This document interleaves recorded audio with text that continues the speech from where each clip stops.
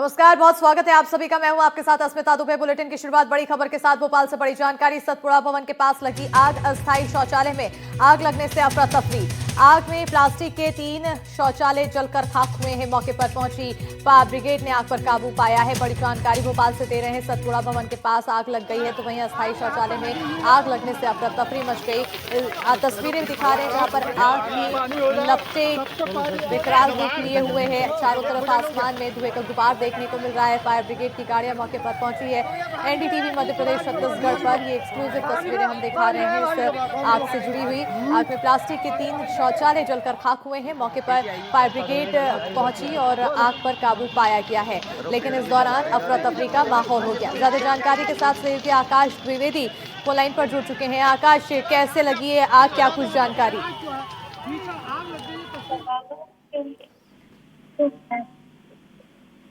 आकाश, आप तक आवाज पहुंच रही है?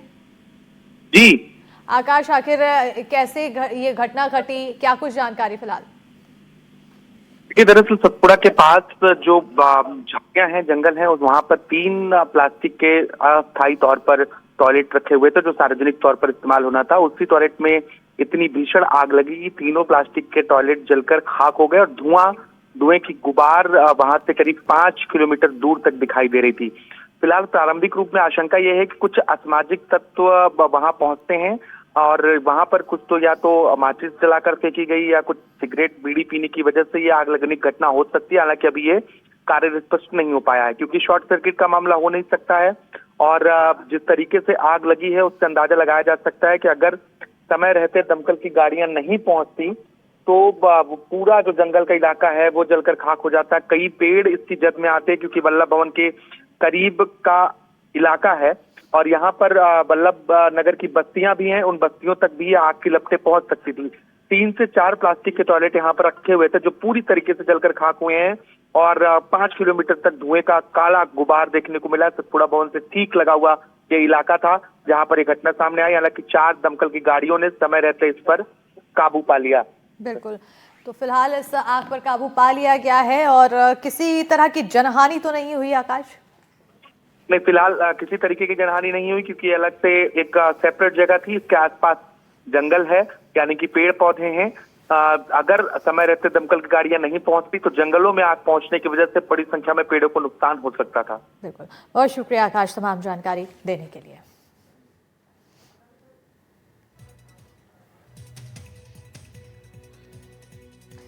तो फिलहाल इस आग पर काबू पा लिया गया है और इस पूरी घटना पर गनीमत की खबर ये रही कि किसी भी तरह की जनहानि नहीं हुई है, लेकिन क्योंकि ये जिस जगह आग लगी है वो काफी पेड़ पौधे वाला इलाका था और ऐसे में जरा से आग फैलती तो जंगल में भी आग फैल सकती थी।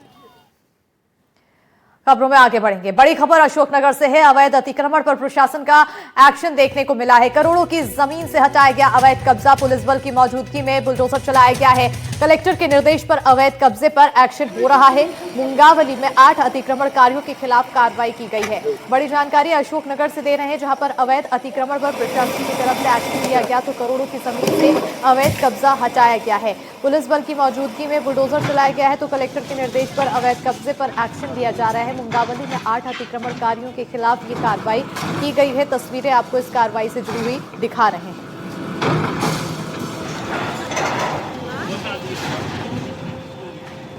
मुंगावली नगर में जो बस स्टैंड के समीप सर्वे नंबर 428 जो शासकीय भूमि है उस पर जो है निर्माण करके कब्जा किया गया था। तहसीलदार मुंगावली द्वारा इनको नोटिस जारी किए गए थे, जवाब लिए गए और जुर्माने की कार्रवाई भी पूर्व में की जा चुकी थी। दिए गए समय अवधि में अतिक्रमण नहीं हटाया गया था, इसलिए आज प्रशासनिक कार्रवाई करते हुए और अतिक्रमण को हटाया गया। सर, उनको क्या पहले से अनुमति दी गई थी क्या?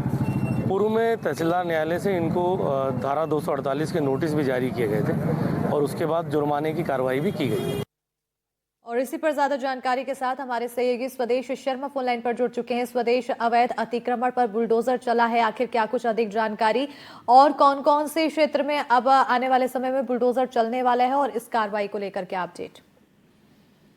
जी, यदि देखा जाए तो अशोकनगर जिला प्रशासन द्वारा कलेक्टर आदित्य सिंह के नेतृत्व में लगातार अवैध अतिक्रमण पर कार्रवाइयां की जा रही हैं। बीते दिनों अशोकनगर जिला मुख्यालय पर 2 बड़े ठिकानों पर कार्रवाई की गई थी और करोड़ों की न केवल बिल्डिंगों को ध्वस्त किया गया था बल्कि करोड़ों की भूमि भी अतिक्रमणों से मुक्त कराई गई थी। वहीं आज सुबह मुंगावली तहसील मुख्यालय पर बेशकीमती जमीन पर जो अवैध अतिक्रमण किया गया था उसको प्रशासन के अधिकारियों ने पहुंच के सुबह से एसडीएम तहसीलदार व लगभग आधा सैकड़ा पुलिस के जवानों के देख रेख में ये पूरे अवैध अतिक्रमण को ढहाया गया और लगभग 2 जेसीबीओं से 3 से 4 घंटे में ये मकानों को तोड़ा गया है। फिलहाल देखा जाए तो आने वाले दिनों में कलेक्टर आदित्य सिंह का कहना है कि जिले में जहां भी अवैध अतिक्रमण किया गया है, शासकीय जमीनों को दबाया गया, उन पर लगातार कार्रवाइयां की जाएंगी और लगातार बुलडोजर चलेगा। आने वाले दिनों में बताया जा रहा है कि जो चंदेरी तहसील मुख्यालय पे है वहां भी आने वाले दिनों में तहसील मुख्यालय पे साथ ही साथ अशोकनगर जिला मुख्यालय पर भी जो सट्टा किंग आजाद खान है उनके जो अन्य ठिकाने हैं आजाद पैलेस जैसे जो स्थान है उन पर भी कहीं ना कहीं आने वाले दिनों में प्रशासन का बुलडोजर चलता नजर आएगा। और कलेक्टर आदित्य सिंह ने स्पष्ट मैसेज दिया है कि जहां भी अतिक्रमण किया गया है वो या तो अपने आप हटा लें या फिर प्रशासन का बुलडोजर पहुंच के अतिक्रमण कार्यों पे कार्रवाई करेगा, एक्शन जारी रहेगा। फिलहाल देखा जाए तो बीते दिनों में आजाद पैलेस के लिए भी जो सट्टा किंग आजाद है उनके आजाद पैलेस के लिए भी नोटिस जारी कर दिया गया, नोटिस चस्पा किया गया। तो आने वाले दिनों में कहा जा सकता है कि अशोकनगर जिला मुख्यालय पर और तहसील चंदेरी में प्रशासनिक अधिकारियों की कार्रवाई देखने को मिलेगी और वहां भी प्रशासन का बुलडोजर कहीं ना कहीं अतिक्रमणकारियों को मकानों को या अन्य संस्थानों को आता नजर आएगा। बिल्कुल, बहुत शुक्रिया स्वदेश तमाम जानकारी देने के लिए। और अब खबरों में आगे बढ़ेंगे। ग्वालियर से अगली बड़ी खबर है। 2 फर्जी मरीज कॉल सेंटर पर पुलिस का छापा देखने को मिला है। शादी कराने का सपना दिखाकर की जा रही थी ठगी, तो वहीं हजारों युवकों से लाखों की ठगी की बात सामने आई है। वहीं गूगल से लड़कियों की फोटो डाउनलोड कर भेजा जाता था रिश्ता, तो हिरासत में ली गई कॉल सेंटर में काम करने वाली युवतियां। मामले में पुलिस की टीम जांच में जुटी हुई है। 2 फर्जी मैरिज कॉल सेंटर पर पुलिस की तरफ से छापा मारा गया है। ब्रांच टीम ने एडिशनल एसपी सुमन गुर्जर और मनीष यादव एसडीपी के नेतृत्व में बहुत सफल रेड की है। आज 2 कॉल सेंटर्स पर रेड की गई। दोनों कॉल सेंटर ठाटीपुर थाना क्षेत्र में संचालित थे। इन कॉल सेंटर्स पे लगभग 20 महिलाएं काम करती पाई गई। जब इसमें छानबीन की गई तो पता लगा कि जो मैरिज की वेबसाइट्स हैं, जो मैरिज की वेबसाइट्स का जो डेटा इनको आता है, उस डेटा के आधार पर ये शादी का झांसा देके मैरिज ब्यूरो संचालित करते थे। जो शादी करने के लिए युवक और युवतियां रजिस्टर कराते थे उनको ये मोबाइल फ़ोन के जरिए कांटेक्ट करते थे। कांटेक्ट करने के बाद गूगल से डाउनलोड किए गए अच्छे स्मार्ट फ़ोटो युवक युवतियों को शेयर करते थे। जब उनको पसंद आ जाते थे तो उनसे कम्युनिकेट करके वेबसाइट की फ़ीस के रूप में मोटी राशि वसूल की जाती थी और इसके बाद उससे चैट करते थे। बाद में पैसा वसूल करने के बाद ये मोबाइल फ़ोन अपना ब्लॉक कर देते थे। और इसी पर ज्यादा जानकारी के साथ फोन लाइन पर सहयोगी देव शिमाली जी जुड़ चुके हैं। देव शिमाली जी, क्या कुछ जानकारी?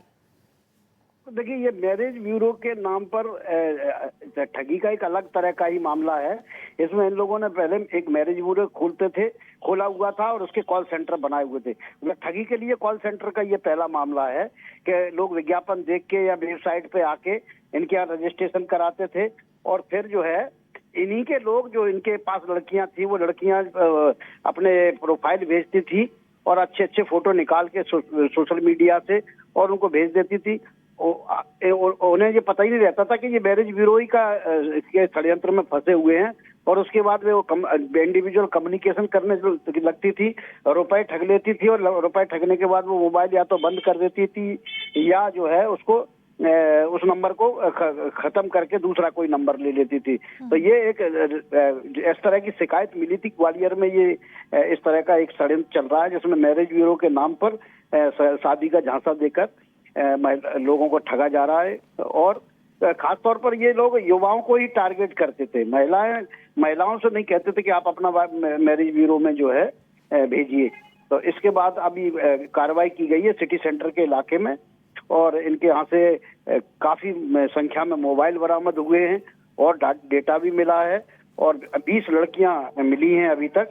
जो मेन व्यक्ति है वो वहाँ मौजूद नहीं था, वो फरार है। पुलिस उसकी भी तलाश कर रही है और इस पूरी मामले की जांच पड़ताल में जुटी हुई है कि इसमें और कौन कौन लोग शामिल थे और अब तक कितने लोगों को झांसा दे चुके हैं, क्योंकि पता चला कि सैकड़ों लोगों को झांसा देकर ये लड़कियों के जरिए लाखों रुपया वसूल कर चुके हैं। बिल्कुल, बहुत शुक्रिया देव शिमाली जी तमाम जानकारी देने के लिए। और अब खबरों में आगे बढ़ेंगे। दतिया से अगली बड़ी खबर है, अज्ञात बदमाशों ने तोड़ी अंबेडकर की मूर्ति। तो मूर्ति